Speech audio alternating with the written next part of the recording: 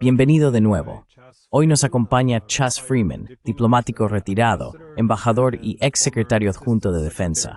Gracias, como siempre, por dedicar su tiempo. Placer estar contigo, aunque esté haciéndome pasar por Papá Noel con una camisa roja. Es un buen color. Bueno, en geoeconomía, a menudo se señala que es previsible que el declive de una potencia hegemónica pueda desmantelar un sistema económico internacional abierto e incluso desatar una guerra. Porque una hegemonía segura de sí misma tiene interés en mantener la confianza en un sistema comercial abierto y pacífico cuando domina. En cambio, una hegemonía en declive probablemente convertirá en arma su antigua posición dominante para impedir el ascenso de rivales, y puede incluso recurrir a la fuerza militar para aferrarse a su posición debilitada.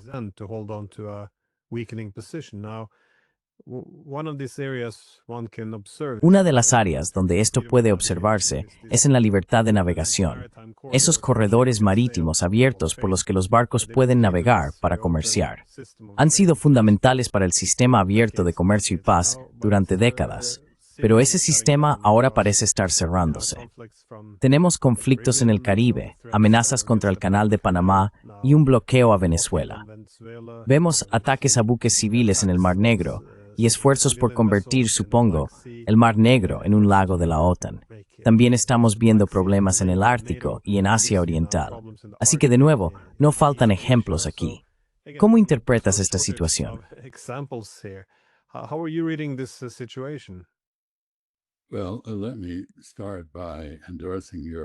Bueno, permíteme empezar respaldando tu comentario sobre la pérdida de poder de las hegemonías. Tenemos una coincidencia interesante. Por un lado, Estados Unidos se está replegando bajo la presión de Rusia, de sus excesivos compromisos en el extranjero, y está afirmando derechos de poder coercitivo que antes nunca había ejercido. Volveré sobre esto en el contexto del derecho del mar. Pero por otro lado, también tenemos un colapso interno. Hannah Arendt observó que cuando un grupo poderoso pierde su poder y privilegios, recurre a un hombre fuerte que luego afirma que la pérdida de poder, sea cual sea la base social, fue producto de un enemigo, y señala a un enemigo, en este caso, uno interno. Esa es la tesis de Carl Schmitt en Estados Unidos.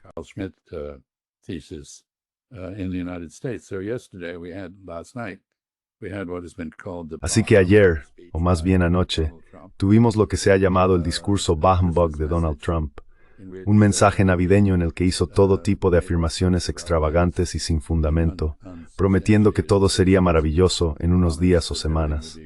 Eran las mismas promesas vacías que ya había hecho antes, y estaba negando la realidad, tanto interna como externamente. Así que tenemos esta coincidencia de contracción nacional e internacional, por parte del líder de Estados Unidos y por parte de Estados Unidos como líder. En el caso del derecho al mar y la libertad de navegación, esto ha sido problemático desde hace bastante tiempo.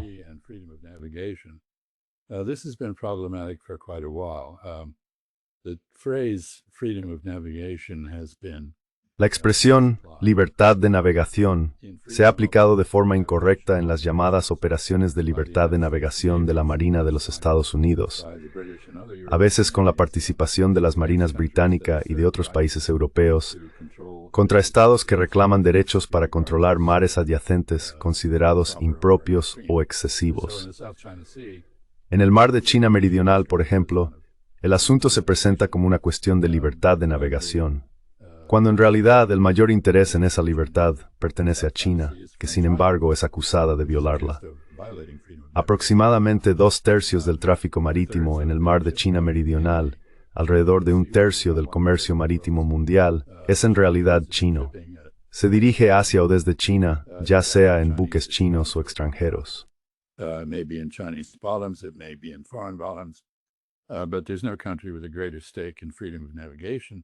Pero no hay ningún país con un mayor interés en la libertad de navegación en el mar de China Meridional que China. Así que lo que está en cuestión allí es realmente un asunto técnico. Existen reclamaciones antiguas, o en algunos casos más recientes, entre los distintos estados ribereños del mar de China Meridional. Es decir, China tiene reclamaciones antiguas, reformuladas según las tradiciones jurídicas occidentales en la década de 1930, y de nuevo en 1948 por un estudio chino bajo el gobierno del Kuomintang en Nankín, que trazó, creo que era una línea de 11 puntos, que abarcaba las reclamaciones sobre rocas, arrecifes y otros accidentes geográficos del mar de China Meridional en nombre de China. Más tarde se redujo a una línea de 9 trazos, cuando China cedió un grupo de islas a Vietnam en el Golfo Tonkin.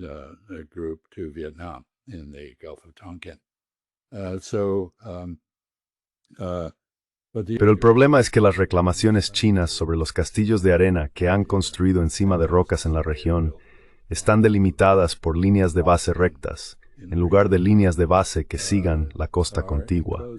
Por tanto, consideramos que eso es inapropiado, según la Convención de las Naciones Unidas sobre el Derecho del Mar. Irónicamente, por supuesto, China es signataria y ratificó la Convención de las Naciones Unidas sobre el Derecho del Mar. Estados Unidos, aunque desempeñó un papel fundamental en la elaboración del tratado, no lo ha ratificado, y aún así dependemos de él para diversas cuestiones. Uno de los ejemplos más absurdos, en el caso del mar de China Meridional, fue el intento de utilizar las disposiciones del Tribunal Arbitral de la Convención para declarar inválidas las reclamaciones chinas de soberanía.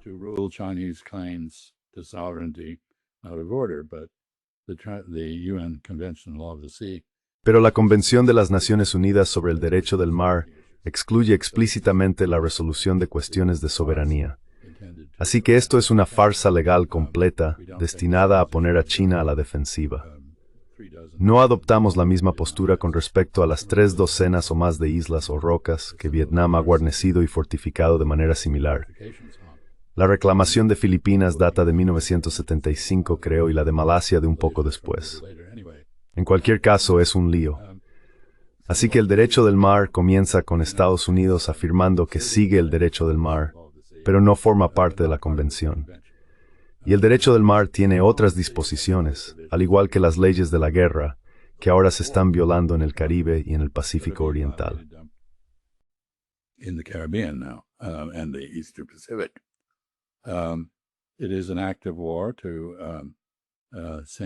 Hundir un barco es un acto de guerra, ya sea que transporte civiles o personal militar, en lugar de interceptarlo e inspeccionarlo en busca de contrabando, lo cual está permitido, y arrestar a cualquier persona culpable de transportar contrabando, como drogas. No puedes simplemente matarlos. No hay debido proceso. Y sin embargo, eso es lo que hemos estado haciendo. No solo estamos cometiendo estos asesinatos en el mar, sino que también hemos matado al menos a 2 supervivientes. En el primer caso de un ataque a un barco, 2 personas sobrevivieron durante unos 45 minutos. Obviamente no representaban ninguna amenaza para nadie. Luchaban por sus vidas, aferrándose a los restos, y aún así fueron atacadas de nuevo y asesinadas, aparentemente por orden del secretario de Defensa, que se hace llamar secretario de Guerra.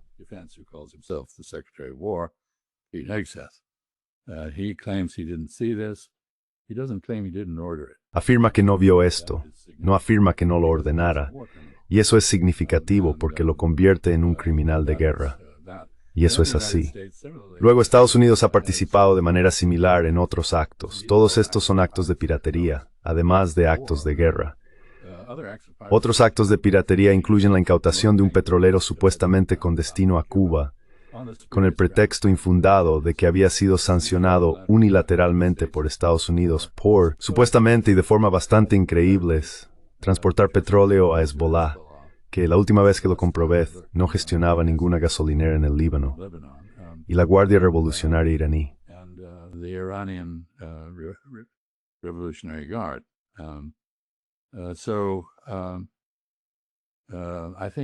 Creo que la ley del mar se ha desmoronado por completo y que no se respeta en ningún lugar. Mencionaste varias otras infracciones, pero no mencionaste el Mar Rojo, donde los hutíes llevaron a cabo con éxito un bloqueo terrestre de Israel. Tenían derecho legal a hacerlo en virtud de la Convención sobre el Genocidio. La estaban aplicando. La Convención exige a los estados firmantes, entre los que se cuentan, prevenir el genocidio y emprender quienes militares si es necesario para hacerlo.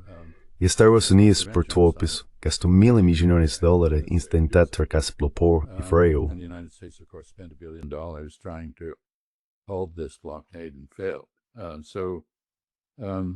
This is Así que esto forma parte, lamento decirlo, de un colapso mucho más amplio del derecho internacional. La falta de respeto por la Carta de las Naciones Unidas, las normas posteriores a la Segunda Guerra Mundial, las leyes y convenciones que se elaboraron para reflejar esas normas. Los resultados de los juicios de Nuremberg son violados a diario por los israelíes. Y tenemos, ya sabes, otros casos. Ucrania, por ejemplo. Rusia puede muy bien, en términos de sus propios intereses nacionales y de seguridad, tener buenos argumentos para justificar la necesidad de hacer lo que ha hecho en Ucrania, invadir Ucrania, pero eso es ilegal según el derecho internacional. El hecho de que se sirvan los intereses nacionales rusos, del mismo modo que supuestamente se sirven los intereses nacionales estadounidenses al intentar estrangular a Venezuela, no hace que esa acción sea legal. does not make that action legal. So I would say, Glenn, I'm sorry about the length of all this. Así que diría Glenn, lamento la extensión de todo esto, pero ya sabes, es un asunto increíblemente complejo y sus implicaciones son muy amplias. Estamos entrando en un mundo en el que el Estado de Derecho, el orden basado en normas, fundado en el consenso de los participantes internacionales, está desapareciendo, si no ha desaparecido ya. Y hemos vuelto al siglo XVIII y XVII en términos de piratería en alta mar, de acciones emprendidas sin justificación legal, sin reciprocidad de normas, sin aplicación de regulaciones, sin normas que rijan las acciones de los estados soberanos, o en su caso, de los actores no estatales. Non-state actors.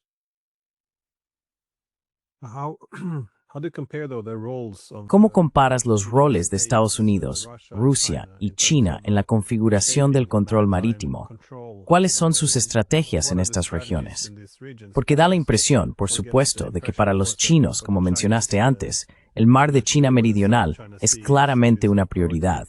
Supongo que quieren abrirse paso a través de esta región, las dobles cadenas de islas de Estados Unidos.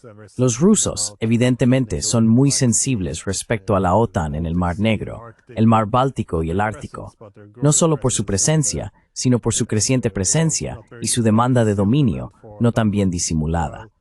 Pero, ¿cuáles son las prioridades de Estados Unidos aquí? Porque Estados Unidos también se encuentra en una posición difícil. Tiene que reajustarse. En un nivel, quiere contener a sus adversarios, pero también debe establecer prioridades, ya que el poder es limitado.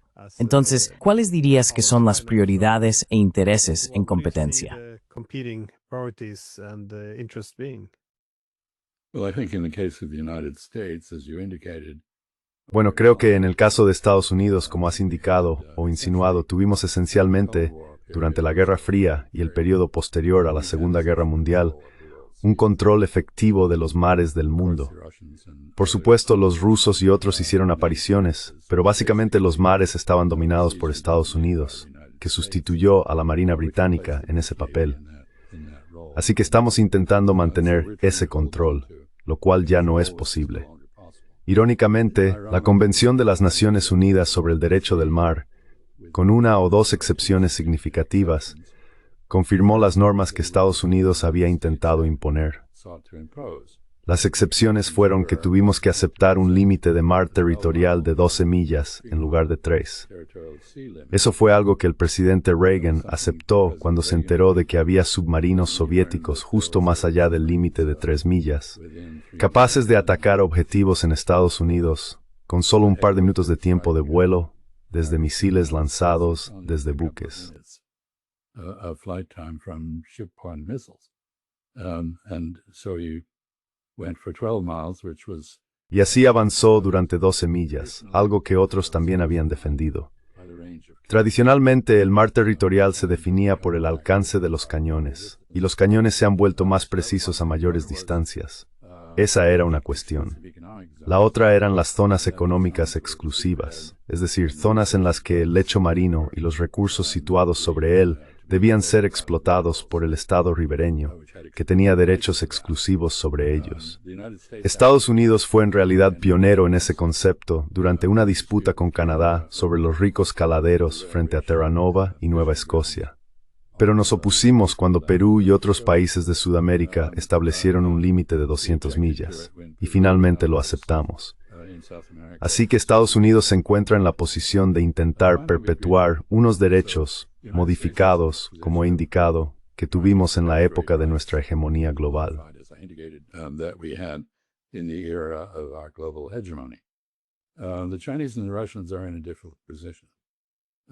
Los chinos y los rusos están en una posición difícil. Dejaré a los rusos a un lado por un momento, aunque sé que son una preocupación particular para Noruega en el Ártico. Pero los chinos, tradicionalmente, no han sido una potencia marítima. Siempre han sido una gran potencia pesquera en sus mares cercanos, pero no en los lejanos. Ahora están activos a nivel mundial. Tienen la mayor flota pesquera del mundo, dirigida por personas interesadas en conseguir pescado y poco preocupadas por la legalidad de lo que hacen. Así que son un grupo bastante duro si nunca te has cruzado con ellos. Pero claro, los pescadores no suelen ser almas delicadas, incluso en Noruega, me imagino. Así que creo que en el caso de los chinos hay varios intereses estratégicos.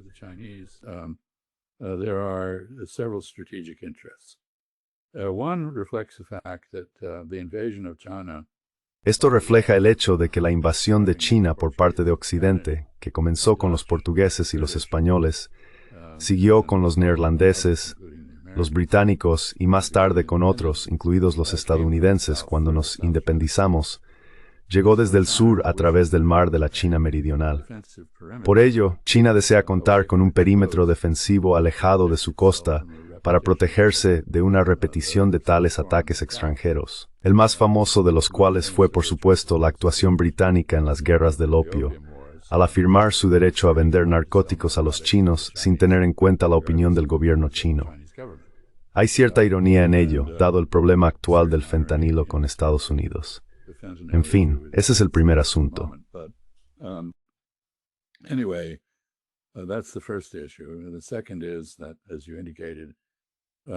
La segunda cuestión es que, como indicaste antes, Japón inventó la idea de las dos cadenas de islas como defensa de sus posesiones en Japón y en el continente chino. La Marina de los Estados Unidos adoptó ese concepto durante la Segunda Guerra Mundial, y nuestro objetivo fue romper las dos cadenas de islas desde el otro lado, desde el Pacífico Oriental, atravesando las defensas japonesas y llegando a China. Y lo conseguimos. Ahora hemos vuelto a una situación en la que los chinos afirman tener derecho a controlar los mares, o al menos a excluir a los buques extranjeros hostiles de su perímetro inmediato en estos mares cercanos.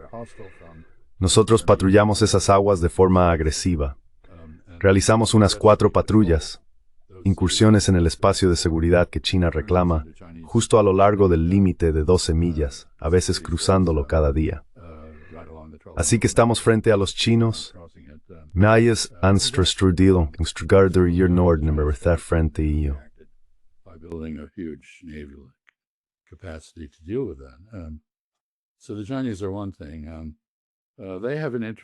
Así que los chinos son un asunto. También tienen interés en el Ártico, y ahora, gracias a la política estadounidense, que ha unido a China y Rusia, mantienen una relación ártica razonablemente cooperativa con Rusia. No es completamente cooperativa, porque los rusos reivindican derechos especiales, dado que gran parte del Ártico limita con territorio ruso o es territorio ruso. Los rusos, por supuesto, tienen un gran interés en evitar que el Mar Negro se convierta en un lago de la OTAN. Y ahí, de nuevo, hay mucha historia. La Marina británica intentó una vez convertir el Mar Negro en un lago británico, lo que tuvo que ver con la guerra de Crimea en el siglo XIX. Sebastopol, la principal base naval rusa zarista en el Mar Negro, fue el objetivo del ataque británico.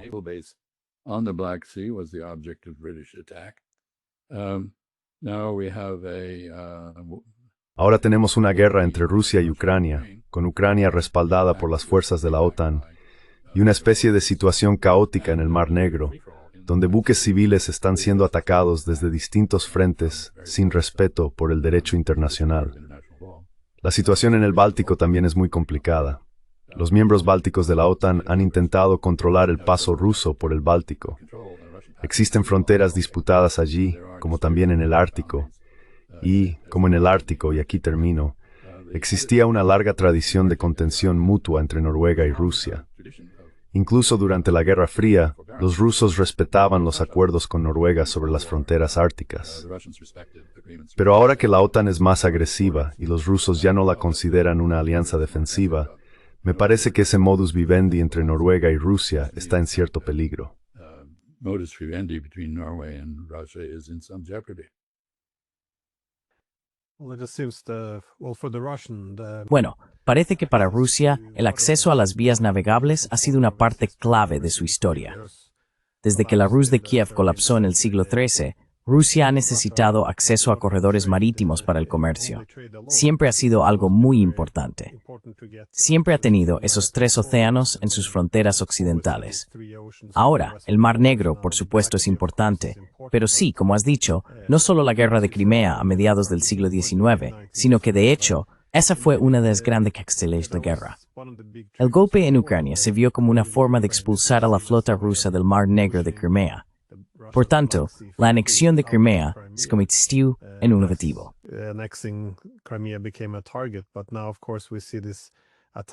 Pero ahora, por supuesto, vemos estos ataques contra buques civiles rusos en el Mar Negro.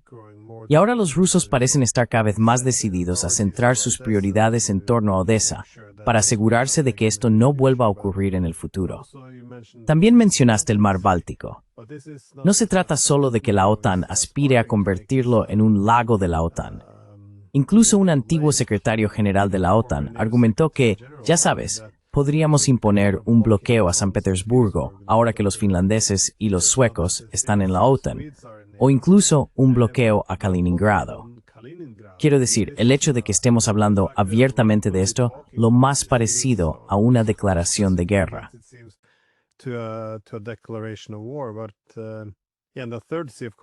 Y el tercer mar, por supuesto, como dijiste, el Ártico, también es bastante importante, especialmente ahora que los rusos están trabajando en la ruta marítima del norte.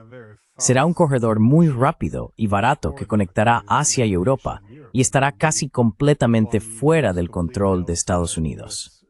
Los rusos ven a Estados Unidos, o mejor dicho, las declaraciones de Trump sobre la idea de quedarse con Groenlandia, como algo vinculado al Ártico, naturalmente. Y en esta parte del mundo, Escandinavia, que fue una región de paz durante la Guerra Fría, ahora se está configurando más como una línea del frente. Eso incluye, por supuesto, a Suecia y Finlandia, que se han unido a la OTAN en lugar de mantenerse neutrales. Y, como mencionaste, los noruegos solían tener versión OTAN ligera para sí mismos.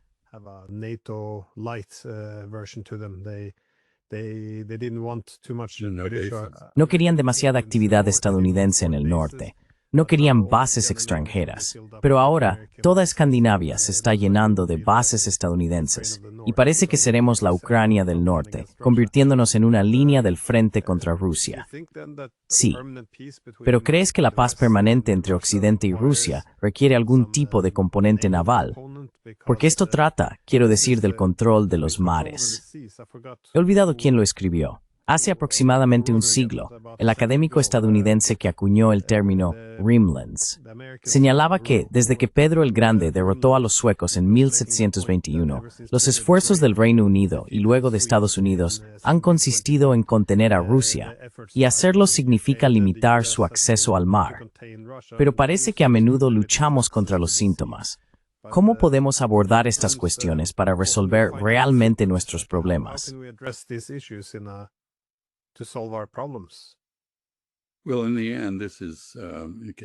Bueno, al final esto nos lleva de nuevo al hecho de que es un requisito absoluto para la estabilidad global, la previsibilidad y la ausencia de guerra, sino la paz, porque la ausencia de guerra no es paz. Pero hay que tener reglas, y reglas acordadas, no reglas impuestas por una parte, sino reglas acordadas entre muchas. Y Rusia es claramente un actor importante. Históricamente, diría que la fundación de Rusia tuvo mucho que ver con el uso del Volga por los nórdicos, o vikingos para llegar al Mediterráneo. Y Kiev, en realidad la Rus de Kiev, comenzó como un asentamiento conectado con Escandinavia. Así que los rusos, desde el principio, tuvieron interés en alcanzar el Mediterráneo a través del Volga. From the beginning had an interest in reaching the Mediterranean through the Black Sea and the Dardanelles. El Mar Negro y los Dardanelos. También han tenido interés en el Báltico, por la razón obvia de que San Petersburgo está allí, por supuesto, y la Liga Hanseática Alemana se expandió hacia el Báltico. Los rusos son muy sensibles con respecto a eso. Pero ahora, por supuesto, debido al calentamiento global, existe un paso del noroeste a través del Ártico, que los chinos están empezando a utilizar para enviar mercancías a Europa, y en el que los rusos están interesados tanto en facilitar como en controlar al mismo tiempo. Hay otro océano, por supuesto, y es el Pacífico. Rusia anexionó la costa del Pacífico y la parte norte de Sajalín para tener una posición de control en el Pacífico. In order to have a place of control of the Pacific, they expanded to Alaska, and then eventually Se expandieron a Alaska y finalmente la vendieron por $15 millones a Estados Unidos. Hasta ahora creo que no han imitado a Donald Trump reclamándola de nuevo. Pero sí ha existido, como dijiste, una obsesión en la historia rusa con el acceso al mar.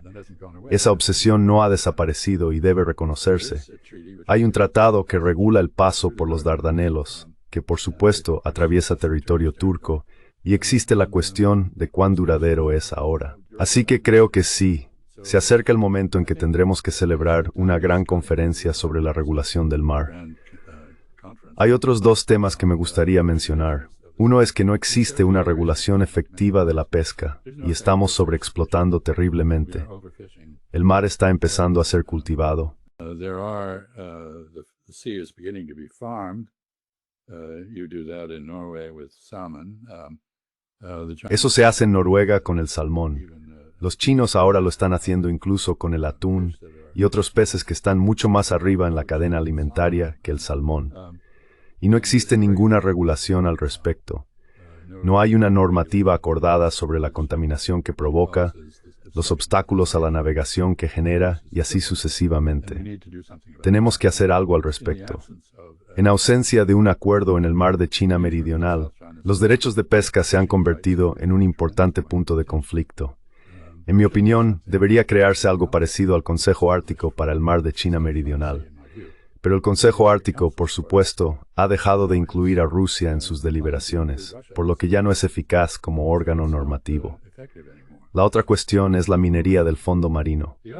Los nódulos del lecho oceánico son ricos en manganeso, hierro y otros minerales importantes.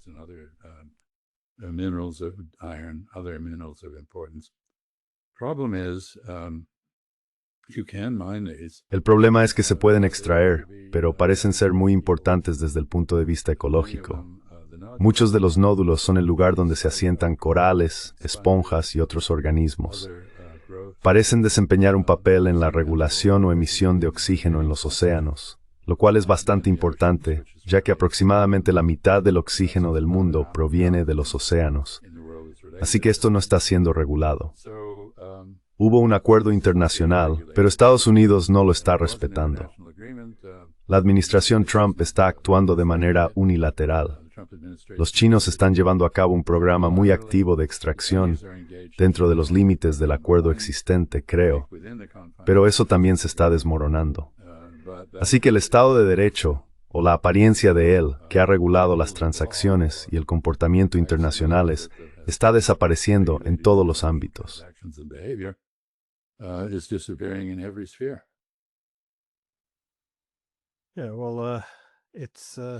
Sí, bueno, no parece que haya mucho interés en recuperar ninguna norma, sin embargo. Especialmente aquí en Europa, cada vez que se habla de cómo gobernar los mares, siempre surge ese discurso sobre la necesidad de un poderoso elemento disuasorio, la posibilidad de un bloqueo, un ejército fuerte para garantizar que la OTAN mantenga su dominio tanto en el Mar Negro como en el Mar Báltico. Y en el Ártico, ahora siempre se habla de la necesidad de cazar submarinos rusos, de poder rastrearlos y seguirlos donde quiera que estén en todo momento. Pero esto es una paz hegemónica. De eso están hablando. No se trata de reconocer derechos mutuos ni preocupaciones compartidas sobre la seguridad, sino de lograr la paz mediante la dominación.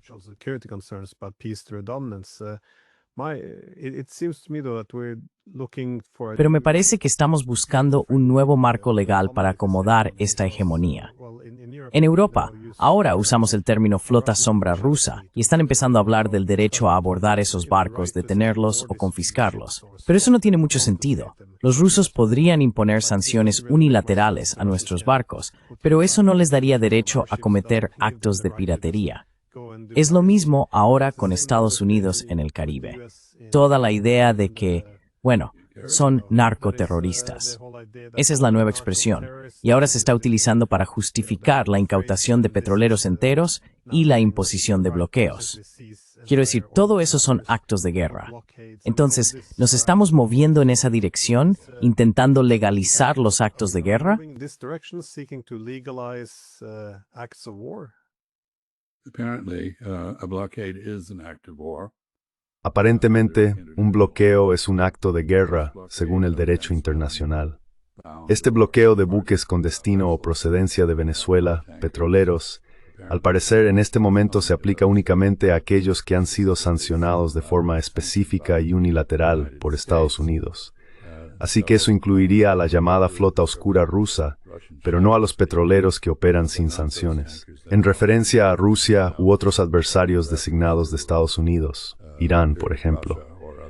Pero esto es, evidentemente, una medida provisional y es completamente ilegal, porque según la Carta de las Naciones Unidas, las sanciones unilaterales de este tipo son ilegales. No obstante, son una característica principal del mundo actual, lo que demuestra hasta qué punto nos hemos alejado de los ideales que se nos enseñó a respetar como resultado de la Segunda Guerra Mundial. Así que el orden posterior a la Segunda Guerra Mundial se está desmoronando por completo. So the post-World War II order is completely breaking down. I don't know what the legal justification for these things. No sé cuál es la justificación legal de estas cosas, porque nunca se ofrece ningún argumento. Es simplemente una afirmación. Es legal. Pues bien, no hay ninguna explicación de por qué es legal, en qué ley se basa, en qué gran convenio internacional se apoya. Y para ilustrar el punto de que esto no se limita a la cuestión de la libertad de navegación en alta mar, o al paso inocente por mares territoriales, o al tránsito de buques de guerra por zonas económicas exclusivas con intención pacífica, pensemos en los convenios de Ginebra. De repente, en Afganistán, Estados Unidos inventó una categoría llamada combatiente enemigo, que no tenía derecho a las protecciones de los convenios de Ginebra. Who was not entitled to the protections of the Geneva Conventions. Well, this was a wholly made-up fictional category. Bueno, esta era una categoría completamente inventada, ficticia, y básicamente expresaba la fuerza hacia el derecho. Y ahora tenemos una categoría ficticia llamada narcoterroristas, que supuestamente están llevando a cabo un ataque armado contra Estados Unidos, algo imperceptible para cualquiera, excepto para la gente de la Casa Blanca. Así que no hay respeto por la verdad. Se dice que la verdad es la primera víctima de la guerra. Debemos estar en guerra con todos. Podría decirse que es una forma de dominación, o también podría llamarse tiranía, ya que quienes se ven afectados no tienen derechos reconocidos, y es la fuerza hacia el derecho. Hemos vuelto al diálogo de los melios de los atenienses. Los fuertes hacen lo que pueden, y los débiles sufren lo que deben. Así que todo el progreso que logramos, empezando por Grocio y otros al formular el derecho internacional, está siendo destruido.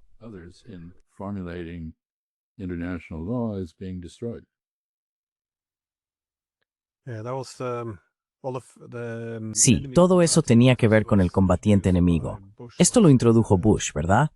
Sí, recuerdo que en su momento causó bastante revuelo, porque era un buen ejemplo de otro intento de legalizar lo ilegal, por así decirlo.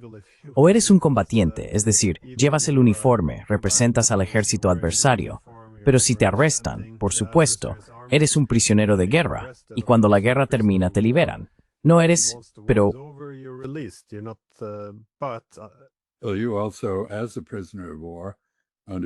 Bueno, también, como prisionero de guerra bajo los convenios de Ginebra, tienes ciertos derechos.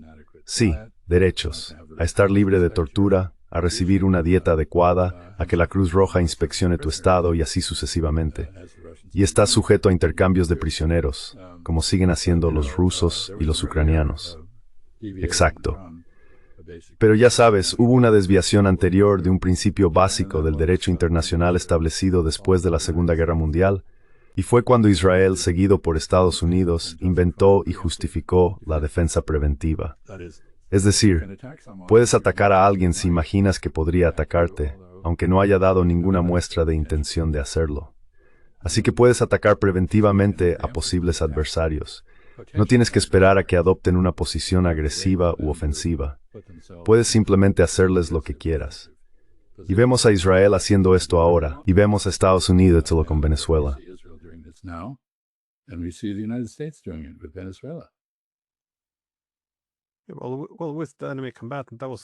Bueno, con el combatiente enemigo, eso estaba claro, supongo, porque solo hay dos categorías básicas, o eres un combatiente o eres un civil. Pero si uno está amparado por la Convención de Ginebra, el otro debería tener un juicio en un tribunal, porque es un civil. Tener esta tercera categoría no encajaba en ningún sitio, así que eso resultaba más interesante. El ataque preventivo, sin embargo, vinculado a Irak, fue una desviación, porque al menos existía cierto argumento de que el derecho internacional permitía un ataque preventivo hasta cierto punto, pero entonces había que demostrar que un ataque era inminente, que era un peligro urgente. Alguien, ya sabes, los misiles preparándose para lanzarse contra ti. Preventivo no es lo mismo que, preemptivo. No es lo mismo que preemptivo. Preventivo es lo que fue Irak. En algún momento, Irak podría atacarnos con armas de destrucción masiva. Así que invadiremos war. Es decir, eso no era el vuelo express su plan maniembro squark.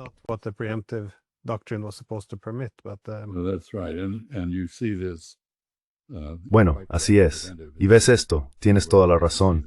Preventivo es la palabra clave. Se ve con las violaciones israelíes del llamado alto el fuego en Gaza y del llamado alto el fuego en Líbano, con el asesinato de líderes enemigos bajo esta doctrina de ataque preventivo, defensa preventiva. Así que esto es una burla de lo que produjeron los juicios de Nuremberg. Y también tenemos el asunto, bueno, me corrigió alguien, creo, de que en la Primera Guerra Mundial hubo un capitán de submarino alemán condenado a muerte por el crimen de ametrallar a los supervivientes civiles de un barco que había hundido. Creo que había monjas canadienses a bordo de ese barco. Las asesinó con una ametralladora. Así que ya ves, estas normas se remontan bastante atrás y todas están siendo suspendidas.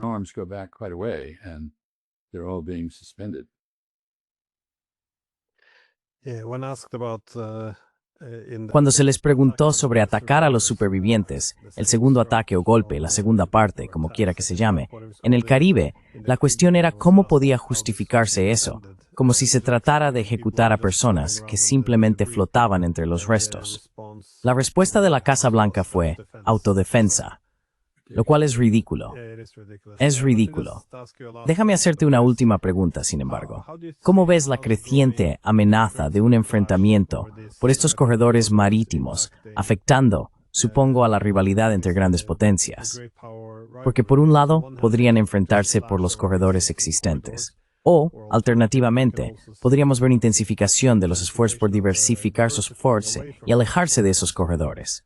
Obviamente, la iniciativa de la Franja y la Ruta establece nuevas rutas que no son vulnerables a esos puntos de estrangulamiento, desde Malaca o cualquier otro lugar. Ya sabes, el Corredor Internacional de Transporte del Sur, incluso la Ruta Ártica. ¿Ves que estos nuevos corredores crezcan en los próximos años como resultado de una menor confianza en la libertad de navegación?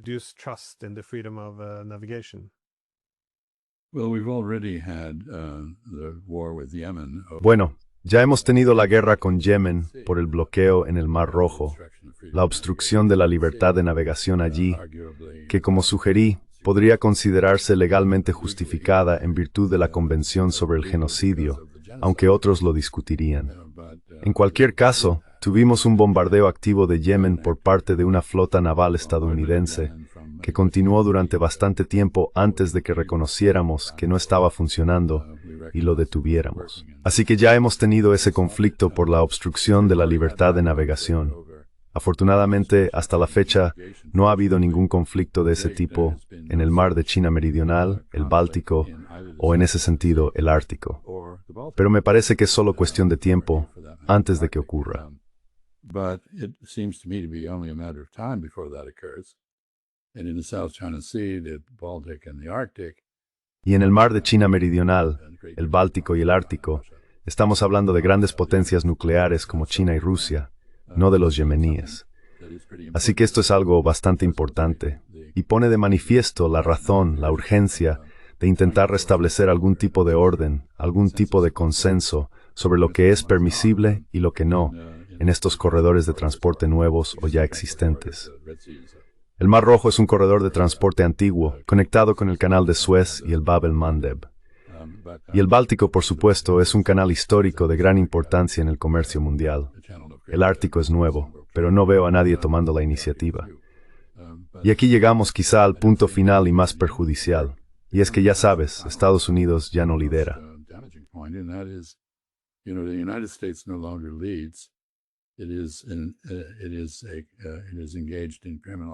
Está implicado en actividades delictivas, no en un esfuerzo por construir un Estado de Derecho.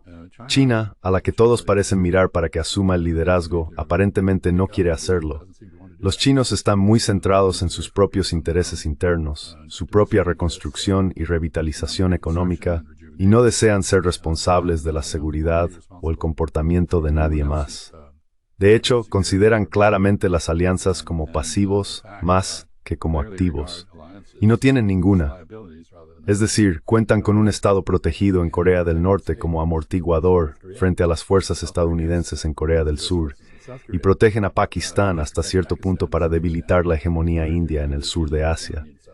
Pero, aparte de eso, evitan toda relación o compromiso que los ate, y no dan un paso al frente.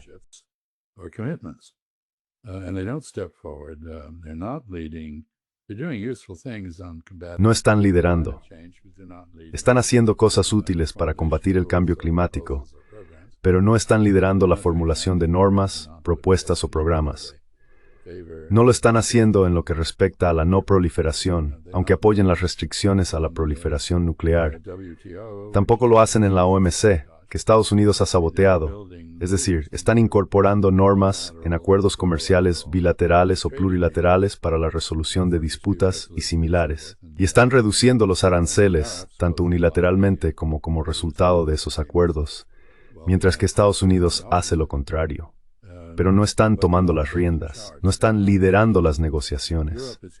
Europa es claramente incapaz de liderar en nada, como demuestra el enfrentamiento en Bruselas de hoy sobre la incautación de las reservas rusas como garantía para gastar dinero en mantener a Ucrania luchando contra Rusia. Un asunto que se está debatiendo entre los miembros de la UE, con bastante discusión entre ellos.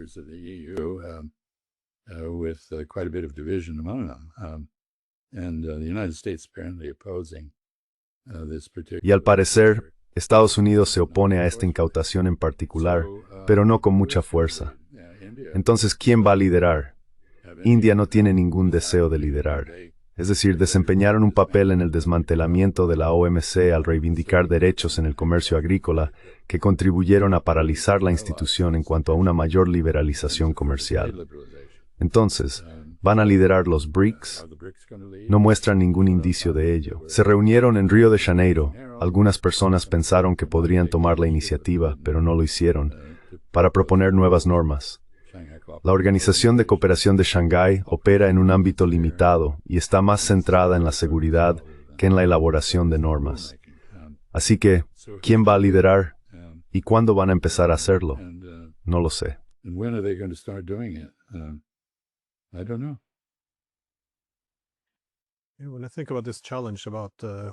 Cuando pienso en este desafío de quién debería liderar, me recuerda a un problema similar con el mantenimiento de la paz. Solía impartir un curso sobre mantenimiento de la paz en la universidad, y un tema clave que siempre surgía era, ¿por qué los países gastarían sangre y dinero en mantener la paz en algún lugar?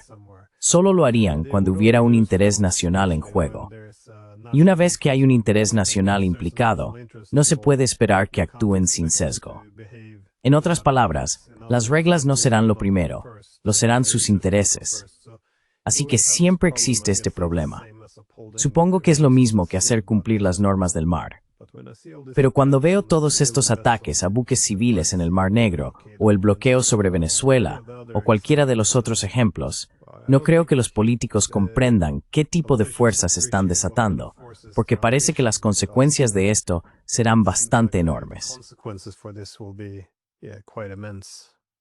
People have forgotten the golden rule. La gente ha olvidado la regla de oro, que en las formulaciones confuciana y judía se expresa de forma negativa. No hagas a los demás lo que no quisieras que te hicieran a ti. Es un principio sólido y parece que lo hemos olvidado. That's a sound principle, and we seem to have forgotten it. Por desgracia, sí. Muchas gracias por tomarte el tiempo. Bueno, gracias por lo que haces. Do it.